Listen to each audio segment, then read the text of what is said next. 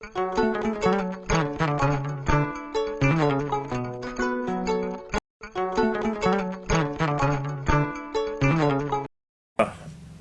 bi an dusuma kasilen an bɛ don an ka bi n'o o ye an ka gafe kunnafoni kɔnɔna la gafe kunnafoni min ni ayiwa an bɛna ye k'a fɔ baara min don an b'a kɛla waati bɛɛ lajɛlen na ka daminɛ tɛnɛn ka taa bila fo juma la donc an bɛ nin baara ninnu ka se ka a kɛ yan nɔ min b'a to kunnafoni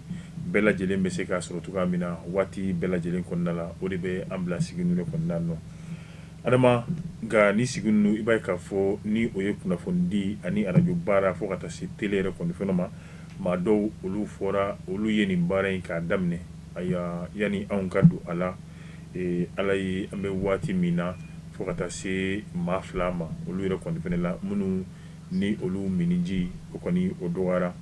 o de ye k'a ɲɛsin kɛrɛnkɛrɛnnenya la arajo min bɛ yen nɔ n'a bɛ wele ko arajo liberté wa ale yɛrɛ tigi ala ye a ka kalifa minɛ la ka bɔ yen an ba min fɛnɛ bɛ yen ni ale fɛnɛ ye arajo baarakɛla ye fo ka kɛ tele baarakɛla yɛrɛ kɔni fɛnɛ ye ni o bɛ tali kɛ wa jɛma ni bɛɛ lajɛlen b'a dɔn jɛma na Umu Jara ala ye ale fɛnɛ ka kalifa minɛ la wa o kama an ko bi kunnafoni an bɛ don a kɔnɔ ni tasibila ye an bɛ dugawu kɛ yarabi ala ka lahara sɔnsuma ni kelen kelenna a bɛɛ lajɛlen de kɔni fɛnɛ ye adama o tɛmɛnen kɔfɛ teliyala an bɛ don an ka kunnafoni kɔnɔna la kunnafoni kɔnɔna la an bɛ foli ni waliɲumandɔn kɛ fɔlɔ ka ɲɛsin maliden cɛman ni musoman bɛɛ lajɛlen ma fɛn fɔ ni olu b'u sɔrɔ n'an ka waati kɔnɔ ka kɛ mali kɔnɔna ye ka kɛ ni mali yɛrɛ kɔni ko kan Mamadou Fa Separa honorable an b'a fo ka waliɲumandɔn Kalilu Separa Universel Media an b'a fɛnɛ fo ani a ka baarakɛla bɛɛ lajɛlen suguba kɔnɔna la fo ka taa se Bamakɔ woninda yɛrɛ kɔni fɛnɛ kɔnɔna la n'an ye foli kɛ yen nɔ adama an bɛ foli kɛ kɛrɛnkɛrɛnnenya la an ka min bɛ tali kɛ an ka jatigi la n'o o ye an ka commune yɛrɛ kɔni maire ye ayiwa Umaru Togo k'a fɔ ani a baarakɛɲɔgɔn bɛɛ lajɛlen k'u fo an bɛ impôt cɛ ni muso denmisɛnnin ni maakɔrɔ ka se ka a bɛɛ lajɛlen yɛrɛ kɔni fɛnɛ fo impôt min ni o bɛ commune 1 na olu yɛrɛ kɔni tɔgɔ la ayiwa ni o de ye kɛrɛnkɛrɛnnenya la ayiwa Fanta Bagaga ale ni Fatumata Sise Fanta Sise a kɛtɔ b'a la ale ni Fatumata Bagaga olu yɛrɛ kɔni tɔgɔ la an bɛ impôt cɛ ni muso a bɛɛ lajɛlen kɔni fɛnɛ fo ni waati na adama n'an ye foli kɛ an bɛ taa jamana kɔ kan an b'a daminɛ an ka musokɔrɔba la an bɛ an ka musokɔrɔba fo ka waleɲumandɔn ni o ye Deyi Fatu sigiyɔrɔ bɛnnen bɛ Faransi nin waati ma fo ka taa se le grand frère national Baba Kane a bɛ ninnu bɛɛ lajɛlen fo ale fɛnɛ y'an kɔrɔkɛba ye ayiwa fidèle au poste donc an ka jɛn ninnu a bɛ a partager waati bɛɛ lajɛlen na an bɛ a fɛnɛ fo nin waati in na fɔ Faransi ka taa Gambi ka foli kɛ ayiwa Bajalo ale la ani a furucɛ ka foli ko olu la minnu bɛ an ta an ka dugubaw kɔnɔna la fo ka taa bila dugumisɛnninw na ayiwa an bɛ foli kɛ nin bɛɛ lajɛlen na Seku Kulibali ale nana an sɔrɔ gafe kɔnɔ sisan nɔ nin bɛɛ lajɛlen b'ale dɔn Buwala an bɛ foli kɛ Buwala nin waati in na ka foli kɛ Abubakar ayiwa ale fɛnɛ la nin waati ninnu kɔnɔna la fo ka taa se an ka finitigilakaw a bɛɛ lajɛlen de kɔni fɛnɛ ma polisi gendarme garde sapeur pompier fo ka taa bila douanier la an bɛ ninnu bɛɛ lajɛlen kɔni fo nin waati in na Amadu Jara ale yɛrɛ kɔni fɛnɛ tɔgɔ la adama ni ye an dontɔla ye an ka kunnafoni kɔnɔ an y'a fɔ kunnafoni bi kɛrɛnkɛrɛnnenya la min bɛ tali kɛ Mamudu Diko ni ale yɛrɛ kɔni yelen bi Alizeri ni o kɛra gɛlɛya caman ye nka i b'a ye k'a fɔ Mamudu Diko ale yɛrɛ bɔra a ye i dantigɛ nka yanni Mamudu Diko k'i dantigɛ maa dɔw bɔra k'u bɛ Mamudu Diko lafasa ayiwa olu ka lafasali o ni Mamudu Diko yɛrɛ kɔni fɛnɛ ka dantigɛli olu ma taa sira kelen fɛ jumɛn ye tiɲɛ ye jumɛn ye nkalon ye anw kan ka an tɛgɛ fa jumɛn na anw kan ka min ye an tɛgɛ jɔ jumɛn na ko nin de ye nkalon ye an m'a dɔn nka min ye kunnafoniw ye an na o kɔnɔnaw lajɛ olu na se ka ɲɛfɔli yɛrɛ kɔni fɛnɛ k'an ye Imam Mamudu Diko ale yɛrɛ ye kuma minnu fɛnɛ fɔ kuma minnu ayiwa ni a bolo a yɛrɛ ka tiɲɛ don nka i b'a ye k'a fɔ ala ye dɔnni wara bi tiɲɛw anw ye ayiwa min bɛ tali kɛ diɲɛ dɔnna sira kuraw k'olu lajɛ min ye internetiw ye u y'a yira an na k'a fɔ misiri ayiwa a inauguration o kɛra waati la waati min ni bi tɛ kelen ye ni o ye kabini san 2020 le 28 octobre 2020 a yira k'a fɔ misiri a inauguré la c'est la troisième mosquée la plus grande au monde entier Maka ani Medine ta tɛmɛlen kɔfɛ i b'a fɔ a b'a fɔ a ka discours la cogoya min na an t'a dɔn k'a fɔ ni Algérie ye misiri wɛrɛ jɔ misiri min fɛnɛ ni o ka bon ni misiri min inauguration kɛra le 28 octobre 2020 an t'o dɔn adama nka yanni o cɛ bi an bɛ waati min na Mamudu Diko kɔni ye min fɔ ko olu ye misiri ale taara misiri min inauguration na ni o misiri ni o de ye misiri min ka bon ni farafinna misiri bɛɛ lajɛlen wa diɲɛ misiriw bɛɛ lajɛlen na a bɛ jɔyɔrɔ sabanan de ta Maka ni Medine o misiri tɛmɛlen kɔfɛ ayiwa kunnafoniw b'a jira k'a fɔ o misiri a dayɛlɛnna Algérie premier ministre fɛ donc o min ni a dayɛlɛnna o fɛ o kɛra ka bɛn ni octobre kalo tile 28 san 2020 san 2020 ayiwa seereyaw olu bɛ diɲɛ dɔnniya sirakɔrɔ internetiw fɛ bɛɛ lajɛlen bɛ se ka taa lajɛ ayiwa maa minnu ye misiri jɔ o olu tɔgɔ b'a la ayiwa misiri jɔra société minnu fɛ olu tɔgɔ b'a la misiri jɔra yɔrɔ min na o tɔgɔ b'a la maa minnu taara misiri inauguré o tɔgɔ b'a la fo n'o y'a sɔrɔ misiri wɛrɛ inauguré la n'o y'a sɔrɔ o misiri kelen o tɛ kelen ye nka adama an bɛ taa yen o ye kelen ye nka yanni an ka se yen nɔ bi anw ni Algérie bɛɛ sama-samali min fana la an ye Algérie u ka kunnafonidila dɔw par exemple an bɛ exemple ta u ka kunnafonidila dɔ bɛ ko Dani donc ale kɔni bɛ généralement a bɛ anw ka autorité critiquer la bi parce que a b'a jira anw na k'a fɔ alors ko anw ka autorités hakili ka surun anw ka hakili surunya ye jumɛn ye ko Algérie n'a œuvré que pour la paix ayiwa ko Algérie kɛra appui ba de ye Mali ma donc anw m'a fɔ a ɲɛna komi kɛrɛnkɛrɛnnenya la Laurent Gbagbo a donni min na a bɛ a ka kuma fɔ ko quand on montre quelqu'un quand on montre quelque chose donc à un comme on appelle à quelqu'un donc ni a ka yeta tɛ tɛmɛ maa min n'a ka yeta tɛ tɛmɛ ayiwa a nu o diɲɛ yɛrɛ kɔni fɛnɛ kan ko quand on montre quelque chose à un imbécile a ka yeta dan o bɛ kɛ a nu dan de bi ale bɛna o fɔ nka yanni ale ka kuma fɔ cɛ adama Algérie olu ka lasigiden min fɔlɔfɔlɔ min nana anw ka jamana kɔnɔ indépendance talen kɔfɛ donc ni o y'a sɔrɔ ayiwa Algérie yɛrɛ kɔni ale bɛ sama-sama la a ka indépendance nɔfɛ a b'a fɔ a ka discours kɔnɔna la adama komi discours in an y'a sɔrɔ an b'a fɛ an ni limanaw an ka jɛ an ka discours in lamɛn ayiwa maa min ni o ye hakili surun ye Dani min n'a bɛ ka kuma Algérie tɔgɔ la ani ne min yɛrɛ fana bɛ ka kuma ni histoire ye maa min ye hakili surun ye walima jamana min hakili ka surun ayiwa an na se ka o jamana ko o farafasiya ka bɔ ɲɔgɔn na adama an ka taa n'a ye. À 11h30, le nouvel ambassadeur du GPRA auprès du Mali a présenté ses lettres de créance au chef de l'État, le président Modibo Keïta. Après avoir reçu les honneurs militaires qui lui ont été rendus par un détachement de l'armée malienne et la garde d'honneur du président,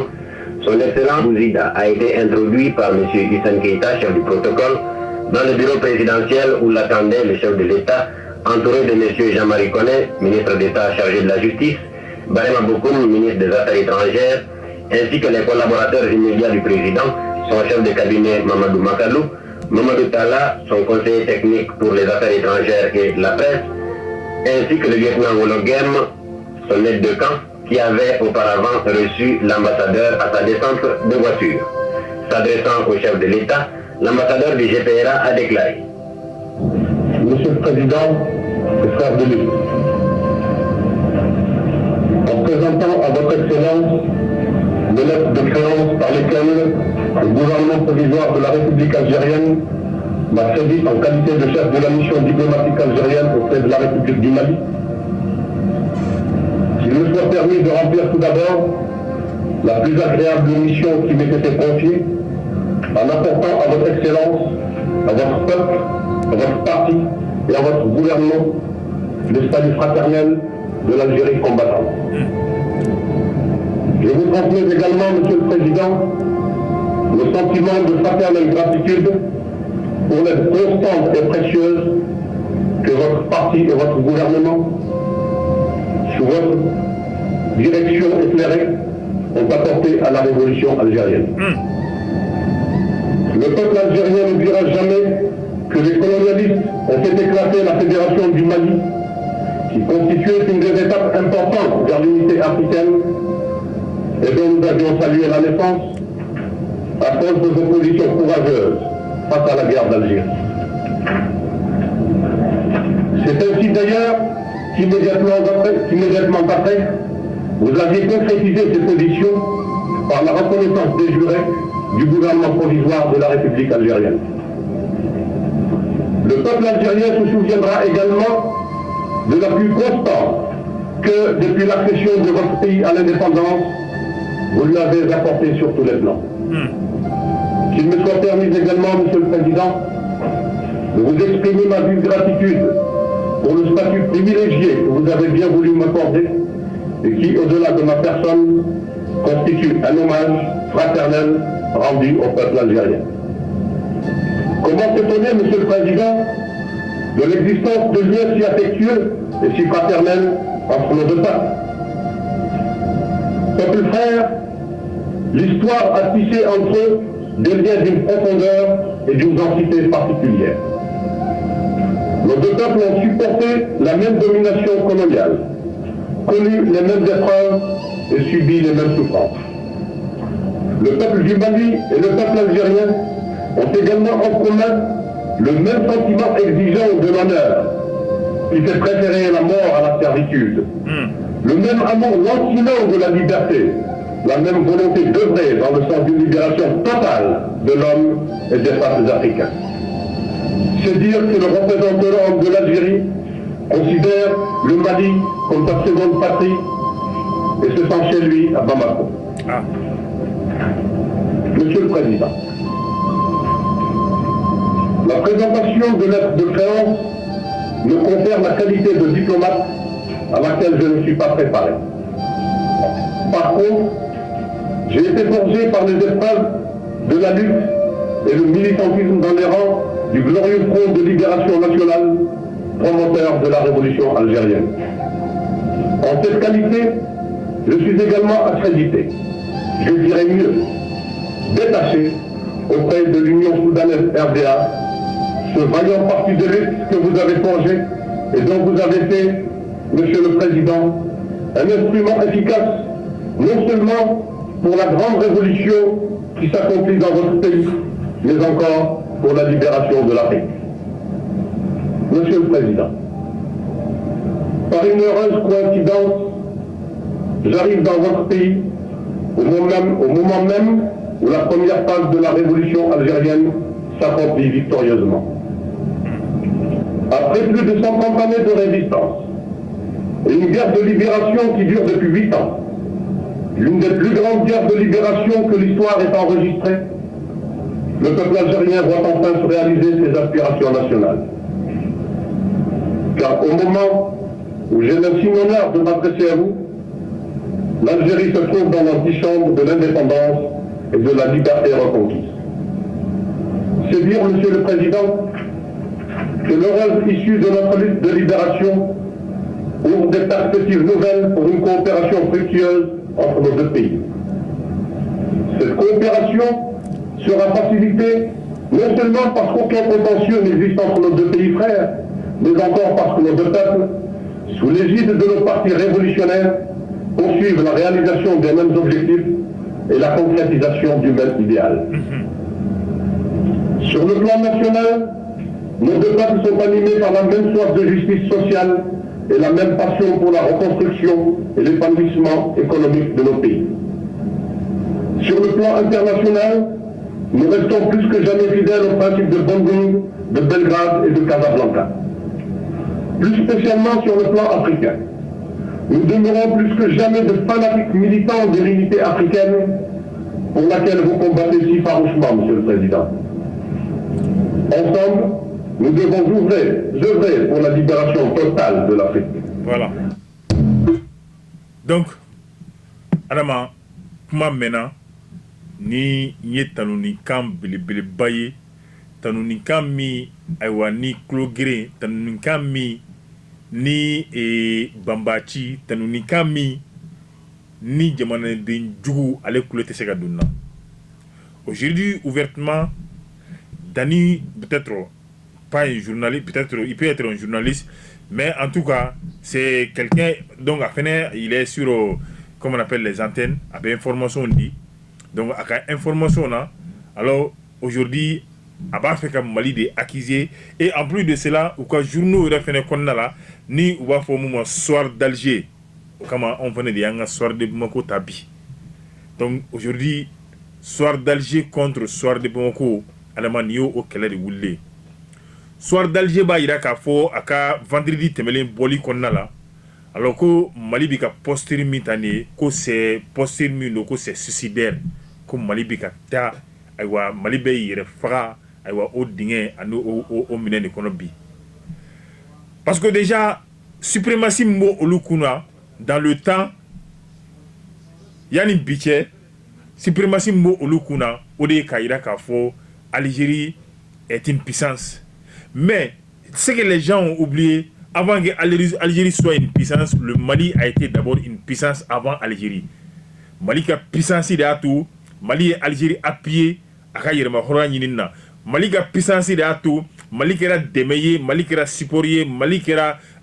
démé blé Algérie ma à ka indépendance qu'elle là. C'est pourquoi le premier ambassadeur Abdallah Kana, il n'a pas pu cacher la vérité. Tiens, Maseka Dougou. Tiens, Fora. Tiens, Djoume. Donc, ni t'étais le Mali d'aujourd'hui, Algérie mi nama do kaka yirema horonya kumba kaka yirema horonya babulu akunto soro. C'est grâce à l'appui, c'est grâce au soutien maintenant du Mali que l'Algérie a yirema horonya sorobi. Donc, amen il faut akli suruntigouye munu meka Algérie ni Mali ka ko ka damne 2012 la kana. Parce que Chamambi ta accord mi signé en 2015 là. Donc au accord ni à Niemnera Algérie fait croire que Kafo Algérie est dans le seul souci maintenant d'aider le Mali. Non, peut-être Algérie c'est pour se rattraper, mais en réalité c'était pas l'objectif idéal, c'était pas ça. L'objectif idéal c'était pas ça parce que en réalité aujourd'hui si encore nord n'a stabilisé, n'a tranquillisé, ça ne favorise pas l'Algérie. L'Algérie a été toujours un pays de terroristes. Je profite d'ailleurs de l'occasion, mais j'ai une sœur africaine, africaine d'où, elle aussi, elle est vraiment engagée. Georgia, c'est une béninoise. Georgia, la rancunière est fière. Georgia, la rancunière est fière. À ma faute. Georgia, nous sommes des rancuniers et fiers. Rancunier ou encore rancunière de quoi? Ma djugatere me toro mi ni nyani mindara ka jamana ka ni aka continent ka o toro no o nyani mi no o dusumaka mimbala o de dimi abigo de ira diemala à travers l'histoire. Ka livre bami mabolo Atlantas a livre a ere chaman la kono mimba ira ka fo. C'est pas l'Algérie en tant que telle, l'Algérie de l'Angleterre. Le Maghreb en tant que tel était un bout de doigt. C'était comme un bout de doigt. Mais à force de voler la terre d'autrui, Maouka Dougolo Chueli, Ani Kelejougou Bini, Maouka no tourisme kele Algérie procuré Mokoka Djamana la te fou. Djamana la te fou à Algérie, à Beyromina Bifako Osoro. Donc, est-ce que Mali Fleur Mouke, il n'est pas temps, et pour et, dent pour dent, ni au marqué 1000 km Moumani Algérie. Donc la Algérie a beau aux 1000 km qu'au bout on est Algérie. Faut qu'on a do on yerakum. Bari on a stabilité au nord à Algérie rangé. Algérie ba il a comment la dien dungodo. Fournyonya beteme mamunu me koron fait. Mali nord ni oluga jamana sud. Fournyonya beteme là olu ni nyoronche. Donc si ni geleabe olu kanga intervenir au eja kwa ye oluma. Maintenant, quand on a intervenu, c'est avec manière. Qu'est-ce que l'Algérie président a fait dans un premier temps? À cause Mali, solution, mana sur Mali, a sécurisé Kemo Kemé. Ni solution mise sur lac Mali, a sécurisé Kemo Kemé, Bichegi, Algérie, Bedjenoye. Adamant, Bi, et comment il me faut que Mali ka ici avec les terroristes pour que pour que dialogue pour négocier. Mais aux États-Unis, ça ne sonne pas de la même manière. En France, ça ne sonne pas de la même manière. Comme on a si bien dit, Amérique y a faux que l'Amérique, au lieu de terroriste, table de négociation n'a jamais au grand jamais. Toutes les grandes villes, tous les grands pays, toutes les puissances ont dit et ont démontré que l'Union terroriste sur la même table de négociation. Alors pourquoi on va imposer Malika des rebelles qui se sont après érigés en terroristes comme Malino Oluka Sikikakuma pourquoi les rebelles qui se sont érigés en terroristes et on veut imposer une négociation au Mali. Si par exemple aux États-Unis, si par exemple en France, on ne négocie pas avec les terroristes, alors il faut savoir que la France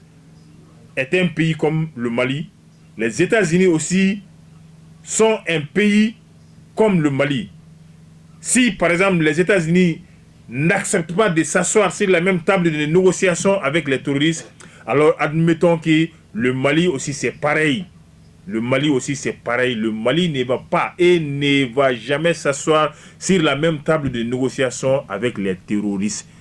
Je n'ai pas dit les rebelles, mais avec les terroristes. Mali tino kefio. Donc, Nini Kibore Kadi Bella Djelema. Maintenant, concernant Anreka Chokoroba, Ani Anga Imamu, Aleka Tagalila, mi ne okera Algérie Jamanaka, akera coïncidence, ama fote, bari ayable coïncidence minen konnala. Mais en réalité, la réalité en est autre. La réalité est d'oreiller. Mamou Duko, Imam aya fotoga mina, an ma foko imam ye galon tigɛ an tɛn'o fɔ fɛnɛ ko imam ye galon tigɛ maa minnu ye imamu suteni an t'a fɔ ko olu ye galon tigɛla ye an t'a fɔ ko olu ye kalabanci ye mais en réalité adama maa minnu ye imamu suteni donc i b'a dɔn k'a fɔ adama maa fɔlɔw ka bɔli la u y'a yira k'a fɔ jamana caman bɛ yen nɔ imamu ye minnu ka conseiller de imamu ye minnu ka conseiller ye. Donc, olu b'a fait ka yira anw na imam tara Algérie parce que Algérie président imam ye u ka conseil de a tara no wakilina de a tara no o baara de a ma fɔ an ɲɛna ko imam tara ka t'i yɛrɛ furakɛ olu m'a fɔ an ɲɛna ko imam tara ka taa misiri inauguration na mais u y'a fɔ an ɲɛna ko imam tara Algérie en tant que conseiller du président algérien. Alors mais après qu'est-ce qu'on a écouté, qu'est-ce qu'on a attendu imam yɛrɛ ye mun fɔ. L'imam lui-même il a été clair a ko ale tara Algérie jamana ɲɛmaa ye ale wele bari ka d'a kan misiri dɔ jɔra a fɛ yen misiri min ni farafina bɛɛ a misiri ɲɔgɔn belebele tɛ yen wa k'a bɔ misiriya dɔrɔn na u ye ayiwa min ye eridiw ye maa hakili juru caninw ka se k'a kɛ olu yɛrɛ kɔni fɛnɛ mara yɔrɔ ye u ka hakili jagabɔ kɛ bɛn ani diinɛ kumaw olu bɛɛ lajɛlen kan imam ko ale taara ni o hakilina ye imam ko ale welela o de la. Ale welela o la o ye misiri dayɛlɛ ye misiri min n'a fɔra k'a ka bon ni farafina misiri bɛɛ ye misiri min n'a fɔra ko diɲɛ misiri bɛɛ faralen ɲɔgɔn kan a bɛ jɔyɔrɔ sabanan ta Maka ani Medine misiri tɛmɛlen kɔfɛ ɲininiw kɛlen kɔfɛ an fɛnɛ nana ye k'a fɔ ko adama misiri min bɛ yen nɔ ni ale ka bon ni farafina misiri bɛɛ ye tiɲɛ don o misiri bɛ Algérie de misiri min bɛ yen ni diɲɛ misiri bɛɛ lajɛlen na ale bɛ jɔyɔrɔ sabanan ta tiɲɛ don imam ye mun fɔ o misiri o bɛ Algérie de nka o misiri adama o misiri inauguré la kabini le 28 octobre adama i tulo b'a la le 28 octobre 2020 le 28 octobre 2020 o misiri o inauguré la alimami ko k'ale taara o misiri dayɛlɛ na alimami ka kuma ye tiɲɛ ye wa a bɛ cogo di misiri inauguré la alimami yɛrɛ bɛ se ka taa Google kan donc il bɛ a yira k'a fɔ le plus grand mosquée de l'Afrique ou encore la troisième mosquée la plus grande au monde après Maka et Médine sa date d'inauguration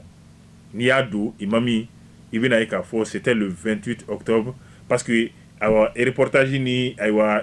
fɛn fɛn bilala kan a bɛɛ bilala le 29 octobre alors u yɛrɛ bɛ tila k'a confirmer la mosquée a été inaugurée le 28 octobre 2020 donc ni kɔni ye kuma dɔ bolila imamu nɛn kan nin yɔrɔ la an b'a fɔ nin fɔtoga la kuma bolila a nɛn kan alors adama an bɛna kuma damadɔ fɛnɛ ta mun b'a to imamu ka taali a bɛ maaw siran a bɛ maaw bila ka siga imamu yɛrɛ fɛnɛ la imamu ka kuma o kuma a ka bɔli fɔlɔ la a b'a yira k'a fɔ waati dɔ la politiki maaw olu b'ale utiliser k'u ka fanga ɲini n'u y'u ka fanga sɔrɔ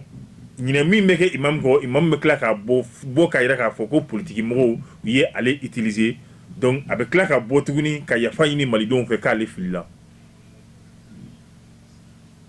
donc adama i bɛna ye imam m'a yira k'a fɔ fanga caman tɛmɛra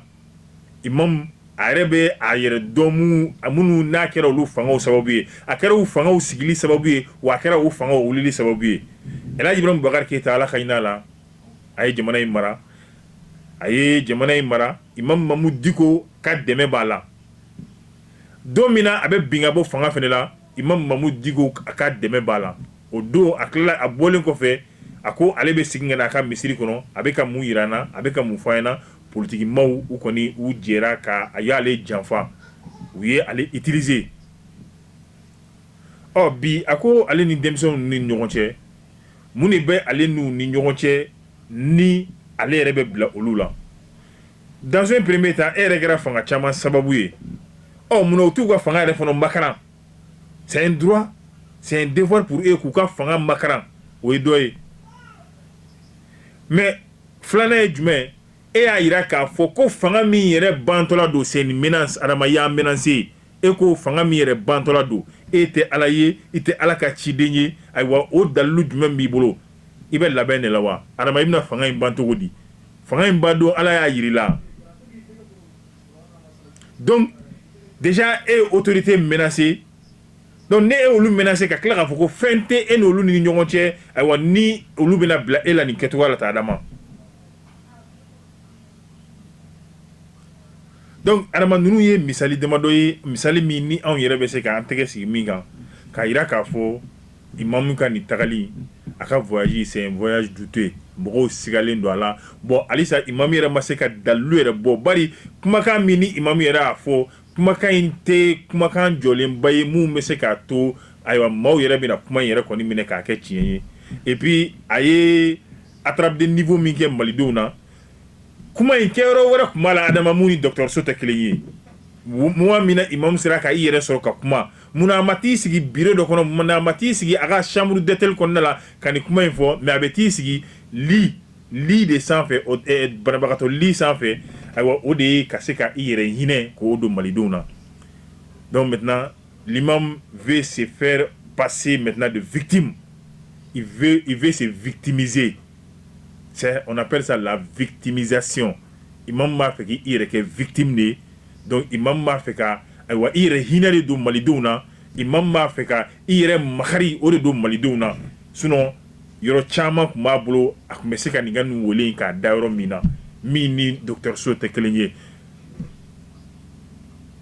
hali ne yɛrɛ filɛ kɛ ni Ala ye n garisɛgɛ ne ye Maroc lasɔrɔ bi walima Algérie lasɔrɔ adama n tɛna fiyewu ka sɔrɔ n yɛrɛ ma taa dɔgɔtɔrɔso la parce que o problème de b'an ka jamana fɛ na an ka autorités ma se ka baara kɛ an ka kɛnɛya taasira fɛ c'est pourquoi hali ni ye maliden dɔ ciyara ma k'a ka taa museli ta Algérie walima ka taa museli ta Maroc kana a bɛ tila o tali la waati min na yanni o baara ka ban a bɛ taa ka taa consultation dɔ k'a yɛrɛ la k'a yɛrɛ lajɛ a fari a kɛnɛya bɛ cogo di donc nous on peut pas imaginer à partir de ça an tɛ se ka fɔ ko imam kun taara k'a bɛ taa ka taa yɛrɛ furakɛ la on tɛ se k'a fɔ ko imam taara ka taa misiri dayɛlɛ na bari misiri dayɛlɛ in kɛra kabini 28 octobre 2020 imam kun taara jumɛn na adama voilà nin ye perspective fitinin dɔ ye yanni an ka don gafew kɔnɔna la gafew la an tɛna kuma caya caman kɔni fɔra donc an bɛna min bɛ tali kɛ kɛrɛnkɛrɛnnenya la imam ka kuma kɔni m'a dɔn k'a fɔ an tilal'o la ayiwa imam a ye jaabi di jaabi minnu ni ayiwa kɛrɛnkɛrɛnnenya la a ko maa minnu yɛrɛ kɔni bilalen bɛ ale kɔni na bi kɛrɛnkɛrɛnnenya la n'a b'i tɛgɛ jɔ camancɛla fanga yɛrɛ kɔni fɛnɛ la donc a b'a yira k'a fɔ fanga min ayiwa ni a yɛrɛ kɔni a bandon o sera ayiwa i b'a ye k'a fɔ o bandon kɔni o fɔra ale ye ko mun b'a to ale yɛrɛ kɔni bɛ bila o fanga yɛrɛ kɔni fɛnɛ la ayiwa i b'a ye k'a fɔ a ka hukumu yɛrɛ kɔni fɛnɛ kɔnɔna la adama ayiwa a seli min ni o kɛra Algérie a kɛra ka bɛn ni waati ye waati min ni banbaciw ayiwa olu yɛrɛ kɔni bɛ u yɛrɛ ɲinina bari ka sababu yɛrɛ kɔni kɛ Mali ye Kidali fantan ani naani bɛɛ lajɛlen ka se ka o minɛ u taara ka taa soronnadoli ko o la Algérie soronnadeni yɛrɛ fɛnɛ tɛmɛlen kɔ ka bɔ yen i b'a ye ni banbaci kelenw ayiwa minnu ni olu kun kɛra maa murutilenw ye o bɔra mamurutulu na kana kɛ banbacu yɛrɛ kɔni fana ye o banbacu kulo walima jadimaw walima tourisiw n'a bɛ fɔ nanzarakan yɛrɛ kɔni fana la ten ayiwa i b'a ye k'a fɔ ni wele bilala anw ka jamana ma ko u ka taa sigi ka kuma kɛ n'o ye bon Algérie imamu y'a jira k'a fɔ a ka kuma la ko Algérie kɔni ye wele bila Mali ma ko nka Mali ma sɔn ka taa moi je pense que ni Mali ma sɔn ka taa ayiwa Algérie ye wele min bila a lettre bɛ Algérie bolo ou bien n'o y'a sɔrɔ Algérie ye Mali wele téléphone de la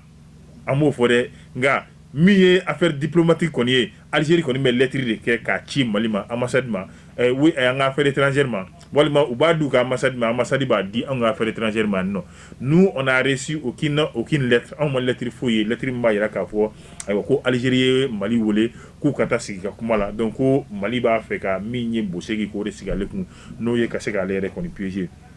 i b'a fɔ maliden cɛman ni musoman bɛɛ lajɛlen ye imamu ka kumaw kɔni mɛn ayiwa o kuma kelen o de bɛ fasiri ninnu yɛrɛ kɔni kɔnɔna yɛrɛ la nɔ bi adama an tɛna taa ni ka segin caman k'a kunna nka sɛbɛnni kɔni kɛra an yɛrɛ balimamuso fɛ Mayimuna Dunbiya an bɛ a fɛnɛ fo ka sɔrɔ de Bamako fasiri jɛkulu maa bɛɛ lajɛlen fo adama halisa i b'a ye k'a fɔ an bɛ to an ka diinɛ taasira yɛrɛ kɔni fɛnɛ kan min ye o conseil islamique yɛrɛ kɔni fɛnɛ ye u ye min ye delili kan ka se ka o bɔ k'a ɲini jamana ɲɛmaw olu yɛrɛ kɔni fɛnɛ fɛ u ka yafa ka kɛ min ye Sɔla Bayaya ni o ye an ka karamɔgɔkɛ yɛrɛ kɔni ye dɔgɔkun tɛmɛlen adama bɛɛ lajɛlen kɔni bɔra kalama wele bilala Sɔla Bayaya ma an ka min ye baarakɛla cakɛda min fɛ ni o ye BJ yɛrɛ kɔni fɛnɛ ye ayiwa wele bilalen Sɔla Bayaya ma ka a dalakan yɛrɛ kɔni kɔse ka o kɔni lamɛn ayiwa min bɛ tali kɛ bɛrɛ la a bilal'o kɔnɔna la nka o ma bali o conseil islamique komi o tɔnden don olu kɔni ye lajɛ kɛrɛnkɛrɛnnen kɛ lajɛ balilen ayiwa min b'a to u bɛ Sɔla Bayaya ka ko a kuma yɛrɛ kɔni fɛnɛ fɔ nka i b'a ye k'a fɔ kuma ninnu kɔni bɛɛ lajɛlen kɛlen kɔfɛ a bɛ fɔ min ma ko cellule de crise walima comité de crise minnu ni olu bɛ se ka u da don gɛlɛya in na yaasa fɛɛrɛ ni dabali bɛ se ka sɔrɔ a la joona ayiwa o kɔni ye ayiwa kɛrɛnkɛrɛnnenya la diɲɛma kɔni ladɔnniya ka jira k'a fɔ olu b'a fɛ ko in a ka lajɛ ji ɲɛma jɔlen na jamana ni marabaw u k'a lajɛ ka hinɛ Sɔla Bayaya la nka yanni o cɛ u ye weleda kɛ ayiwa Sɔla Bayaya ani silamɛ bɛɛ lajɛlen Sɔla Bayaya ka tɔn don ani silamɛ bɛɛ lajɛlen kɔni fɛnɛ ye ayiwa bɛɛ lajɛlen ka se ka dusu ma ɲɔgɔn ka se i yɛrɛ la ka na ko kɛ ko min ayiwa n'a bɛ se ka kɛ kɔlɔlɔ tuguni ye Sɔla Bayaya yɛrɛ kɔni fɛnɛ ma a ko an bɛ waati min na waati gɛlɛn o yɛrɛ kɔni fɛnɛ don min bɛ tali kɛ ayiwa Haut Conseil islamique la olu kɔni y'a jira k'a fɔ olu ka wulikajɔ bɛɛ bɛ kɛ bɛn ale ni ayiwa kiiri a tigɛ ko ɲuman ani basigi o kun yɛrɛ kɔni kɔnɔna la o de kama u ye maliden bɛɛ lajɛlen kɔni wele an ka sigi an ka kuma ayiwa min ye kiiri tigilamɔgɔw ye k'u to yen u k'u ka se ka u ka baara yɛrɛ kɔni fɛnɛ kɛ nka hakililajigi min ni o yɛrɛ kɔni fɛnɛ kɛra ayiwa o de ye k'a ɲɛsin Sɔla Bayaya ka kalandenw olu yɛrɛ kɔni fɛnɛ ma ayiwa min b'a jira k'a fɔ Sɔla Bayaya ka minɛli min kɛra BJ yɛrɛ kɔni fɛnɛ fɛ k'a sababu bɔra video dɔ de la video min kɔnɔna la Sɔla Bayaya Ayidara ayiwa ni a bɛ bi kiiri yɛrɛ kɔni fɛnɛ kan nka hali n'o y'a sɔrɔ u b'a la ka kuma wɛrɛ kɔni fɛnɛ fɔ wa kiiri tigilamɔgɔw kɔni ye a jira k'a fɔ min bɛ tali kɛ ayiwa tɔɔrɔ charge min taara ka da Sɔla kan o de ye ka se ka kunnafoni lankolon ko o fili diɲɛ fɛ kunnafoni min n'a bɛ se ka kɛ sababu yɛrɛ kɔni ye ka na ni gɛlɛya kɔni sabati jamana yɛrɛ kɔni kɔnɔna la kiiri baaraw bilalen don marisi kalo tile 12 la san 2023 nka yanni o cɛ min bɛ tali kɛ ayiwa Haut Conseil islamique yɛrɛ kɔni fɛnɛ la olu y'a ɲini jamana marabaw fɛ u ka ɲinɛ Sɔla Bayaya la min ye Laya Jara nin ye ale tɔgɔla sɛbɛnni an ye min salo ka bɔ Soir de Bamako ale kɔnɔna la adama i b'a ye k'a fɔ Soir de Bamako ayiwa min ye Laya Jara ka sɛbɛnni kɛlen kɔfɛ Yusufu Konate ale yɛrɛ kɔni fɛnɛ kumana min ye Mali minisiri min ni o bɛ an ka jamana ni jamana cɛ ko ɲɛw o ɲɛnɛbɔli yɛrɛ kɔni fɛnɛ la i b'a ye k'a fɔ Algérie min ye Maroc ye hakɛto b'a la olu kɔni fɛnɛ ye wele bila anw ka jamana kɔni fɛnɛ ma wele min n'a bɛna kɛ sigika kuma yɛrɛ kɔni fɛnɛ ye ayiwa u bɛna kuma fɛn minnu kan o de ye taa ni ka sigi fo ka taa kɛ min ye kunnafoni di o taasira ayiwa min b'a to farafinna bɛɛ lajɛlen a bɛ se ka kɛ jamanaba kelen cogoya min na a ka ja cɛncɛnkan jamanaw olu yɛrɛ kɔni bɛ se ka bɔda sɔrɔ u yɛrɛ kɔni fɛnɛ la bɔda min n'a bɛ taa bila min ye kɔgɔji o yɛrɛ kɔni fɛnɛ kan bari ka d'a kan i b'a ye k'a fɔ anw ka jamana kɔni fo ka taa bila cɛncɛnkan jamanaw la a caman bɛ yen n'o ye Mali ni Burukina ye ayiwa bɔda kɔni tɛ anw kɔni ye kɔgɔji yɛrɛ kɔni fɛnɛ la min b'a to ayiwa taa ni ka segi sanni ni feere ayiwa ale ni ko wɛrɛw olu bɛ se ka nɔgɔya anw ka jamana ma cogoya min na ayiwa hali Maroc kɔni ye dayɛlɛnniba kɛ dayɛlɛnni min ni o kɛra kuma yɛrɛ kɔni fɛnɛ ye kuma min n'a bɛna kɛ sababu ye don n'a nataw la ayiwa min ye kɔgɔji ye ayiwa o kɔni o na kɛ anw yɛrɛ kɔni fɛnɛ min ni ji yɛrɛ kɔni fɛnɛ ye adama ayiwa i b'a ye k'a fɔ min bɛ tali kɛ minisiri min ka baara bɛnnen bɛ an ka jamana ani jamanaw cɛ ko ɲɔgɔn ɲɛnabɔli ma a kɔni b'a yira a ka kuma yɛrɛ kɔni kɔnɔna la ko adama maa min mana ji kɔni d'i ma ayiwa min ye adamadenya ye a kɔni ye o de kɔni d'i ma bari an yɛrɛ b'a fɔ ko l'eau c'est la vie ayiwa ni ji i ka balo jɛ i ka adamadenya kɔni jɛ i b'a ye k'a fɔ o kɔni o ye e tununnen bi an bɛ waati min na Maroc ma da ji yɛrɛ kɔni fɛnɛ ma dɛ Maroc ko k'a bɛna kɔgɔ k'o kɛ ji la k'o di anw yɛrɛ kɔni fɛnɛ ma min bɛna kɛ sababu ye ayiwa anw yɛrɛ kɔni fɛnɛ na min ye taa ni ka segi ayiwa fo ka taa se ayiwa kuma ɲɔgɔnya fo ka taa se an ka donibaw minnu ni olu yɛrɛ kɔni bɛna kɔgɔjiw fɛ ka se ka ayiwa o baara ninnu bɛɛ lajɛlen kɔni kɛ nɔgɔya yɛrɛ kɔni fɛnɛ la hakilina jiginna ko Mali ye jamana min n'a bɛ t'i jɔ fɔ 1,000,000 ani a kunkanfɛn o ye a bonya yɛrɛ kɔni fɛnɛ ye jamana 7 olu de kɔni kɛlen bɛ ka anw nakori i b'a ye k'a fɔ ni min ye ka se ka anw bila kɔgɔji yɛrɛ kɔni fɛnɛ la a ko nin bɛna kɛ sababu ɲumanba ye anw ka jamana yɛrɛ kɔni fɛnɛ ye hali n'o y'a sɔrɔ Maroc kun ye nin kuma yɛrɛ kɔni fɔ i b'a ye k'a fɔ u ka sigiba minnu yɛrɛ kɔni fɛnɛ tɛmɛla wa ni o kɛra waati yɛrɛ kɔni tɛmɛlen na ko o de na kɛ sababu ye wa anw ka jamana fo ka taa bila jamana wɛrɛ kɔni fɛnɛ la min ye kɔgɔji o kɔni o na yira anw na wa yaasa anw ka taa ni ka segi fo ka taa se ayiwa farafinna fo ka taa bila cɛncɛnkan jamanaw olu yɛrɛ kɔni bɛɛ lajɛlen kɔni ɲɛ bɛ se ka da kɔgɔji yɛrɛ kɔni kan cogoya min na ayiwa min bɛ falenw ka se ka olu yɛrɛ kɔni fɛnɛ nɔgɔya ayiwa min b'a to taa ni ka segi farafinna jamanaw olu yɛrɛ kɔni fɛnɛ kɔnɔna la ninnu bɛɛ lajɛlen kɔni na se ka nɔgɔya cogoya min na min b'a to anw ka ayiwa min bɛ an ka feerefɛnw an b'a fɛ ka taa minnu feere diɲɛ yɛrɛ kɔni fɛnɛ fɛ o bɛɛ lajɛlen o na se ka nɔgɔya cogoya min na i b'a ye k'a fɔ Abdoulaye Diop a ma bɔ kuma la fiyewu f'a k'i da don gɛlɛya min ni o bɛ Niger ale yɛrɛ kɔni ni Nigéria kɔni ni ɲɔgɔn cɛ bi ka sababu yɛrɛ kɔni kɛ Niger ye danaya min ta ka da Nigéria yɛrɛ kɔni fɛnɛ kan ni olu yɛrɛ kɔni ma o bɔ a sira fɛ bari ka d'a kan a ko Nigéria min ye baraji belebele min kɔni n'o o bɛ Nigéria ayiwa o tɛmɛlen yɛrɛ kɔni kɔfɛ n'a bɛ wele ko baraji de Kandanji ayiwa Niger ale fɛnɛ kun b'a la ka baraji dɔ ka se ka o labɛn min ye a yɛrɛ kɔni fɛnɛ fɛ Nigéria kɔni y'a yira k'a fɔ ni o baraji yɛrɛ kɔni labɛnna o bɛna kɛ sababu ye ayiwa olu yɛrɛ kɔni bɛna tanya ji yɛrɛ kɔni fɛnɛ la ayiwa o min ni o kɛra yaasa tɔɔrɔ kana se sigiɲɔgɔn jamana yɛrɛ kɔni fɛnɛ ma Niger ale ye o baara ninnu ka se ka olu dan sira la ayiwa o de dannen kɔ sira la min ye Nigéria ale fɛnɛ kɔni kan ka courant ayiwa k'o di Niger kɔni ma nka bi an bɛ waati min na ni o ye cɛmancɛla fanga min ni Niger donn'o kɔnɔ ayiwa o ma bɛn Nigéria jamana ɲɛmaa ma olu kɔni fɛnɛ nana u ka courant ka se ka o bɛɛ lajɛlen k'o tigɛ Niger yɛrɛ kɔni fɛnɛ la wa i b'a ye k'a fɔ danaya min ni Niger kɔni ye a da Nigéria kan ayiwa ko o danaya o minɛ o de kɔni ma fa wa i b'a ye k'a fɔ ninnu bɛɛ ye misali min ni Mali yɛrɛ kɔni ye a di diɲɛmaa yɛrɛ kɔni fɛnɛ ma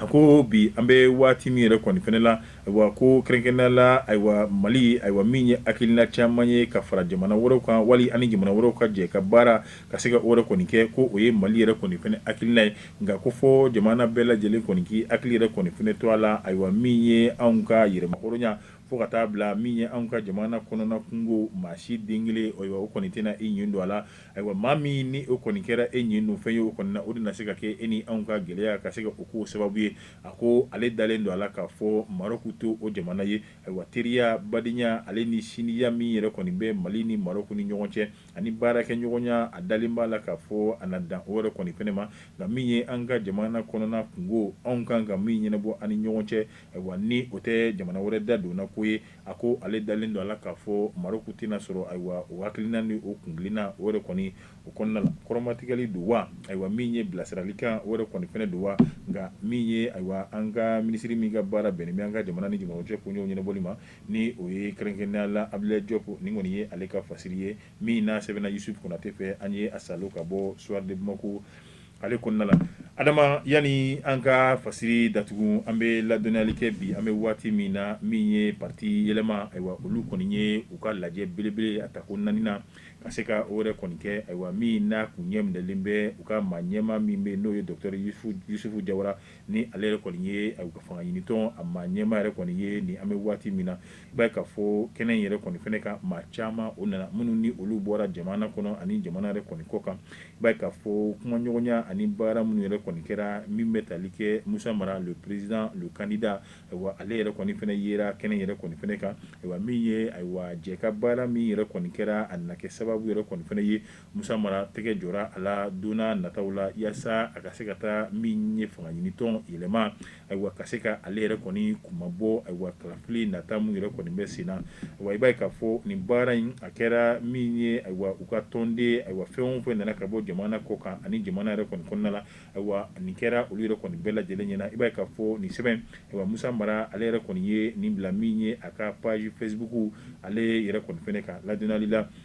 Musa Mara i b'a ye k'a fɔ tiɲɛ don candidat yɛrɛ kɔni fɛnɛ don nka Musa Mara waati tɛmɛnlenw na jamana in kɔnɔ a kɛra min ye minisiri ye fo ka kɛ jamana premier ministre yɛrɛ kɔni fɛnɛ ye wa i b'a ye k'a fɔ bi an bɛ waati min na Musa Mara ale kɛra parti yɛlɛma n'o o ye changement ye ale kɛra a maa ɲɛma yɛrɛ kɔni fɛnɛ ye ayiwa a kɔni ye a yira k'a fɔ n'an ko bɛɛ ya fanga yɛrɛ kɔni fɛnɛ ayiwa a ko min ye fanga ɲinitɔn ye hali n'o y'a sɔrɔ a sababu bɔra e de la k'a kɛ e de ye kuda ye ayiwa ko o kɔni o tɛ yɛlɛma ye i na komi olu yɛrɛ kɔni ka tɔn b'a fɔ cogoya min na o kama min ye Musa Mara ye ayiwa a kɔni ye sira ka o di min ye sifinnakaw yɛrɛ kɔni fɛnɛ ma o de nana kɛ sababu ye docteur Yusufu Jawara ayiwa ale yɛrɛ kɔni kɛra min ye fanga ɲinitɔn ale yɛrɛ kɔni ale sera ka kɛ ayiwa o ɲɛma yɛrɛ kɔni fɛnɛ ye bi min ye Musa Mara ye a bɛ fɔ min ma ko président d'honneur ayiwa a kɔni bɛ o la nka o bɛɛ lajɛlen kɔni bɔlen kɔfɛ min ye fanga ɲinitɔn ye min ye kalafili nataw ye ayiwa tɛgɛ kɔni jɔra Musa Mara la a ka se ka parti ka a kumabɔ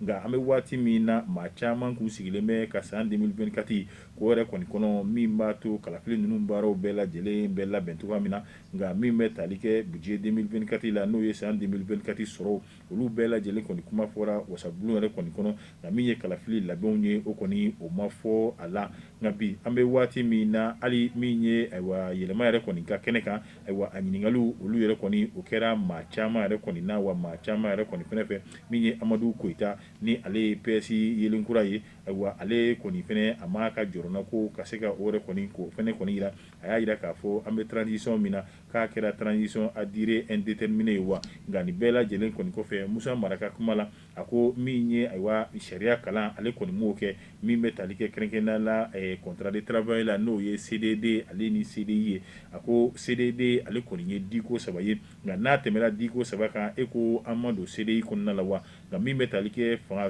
min ye cɛmancɛla fanga ye ayiwa u y'u ka CDD u ye a contrat fɔlɔ n'o ye kalo 18 ye ayiwa o kɔni o sɔrɔla kalo 18 yɛrɛ kɔni bɔlen kɔfɛ min ye contrat filanan ye o nana kɛ kalo 24 ye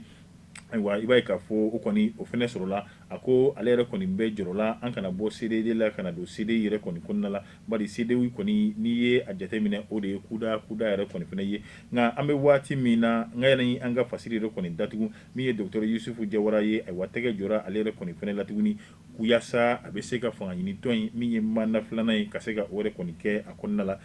Musa Mara ale kɔni kɛra cɛbɔ ye tɛgɛ jɔra la yanni kalafili don olu kɔni ka fɔ an bɛ dugawu de kɔni kɛ yarabi jɔyɔrɔ min dira ma ala ka a ta fanga k'a di an n'a yɛrɛ kɔni fɛnɛ ma ka wele da min ye président ye nin waati in na ko halisa donc an ka laɲini min n'an y'o kɛ ka lettre min kɛ ka ci a ma min ye interview ye k'an b'a renouveler antenne ka diɲɛ bɛɛ lajɛlen ɲɛna nin waati in na ayiwa jiginna tɛ nka i y'a waatiw la a y'a sɔrɔ i tun bɛ taama la nka alihamudulilayi an yɛrɛ bɛ se ka jigiya ayiwa k'i nana nin waati ninnu na o kama an b'a ɲini fɛ tuguni ayiwa président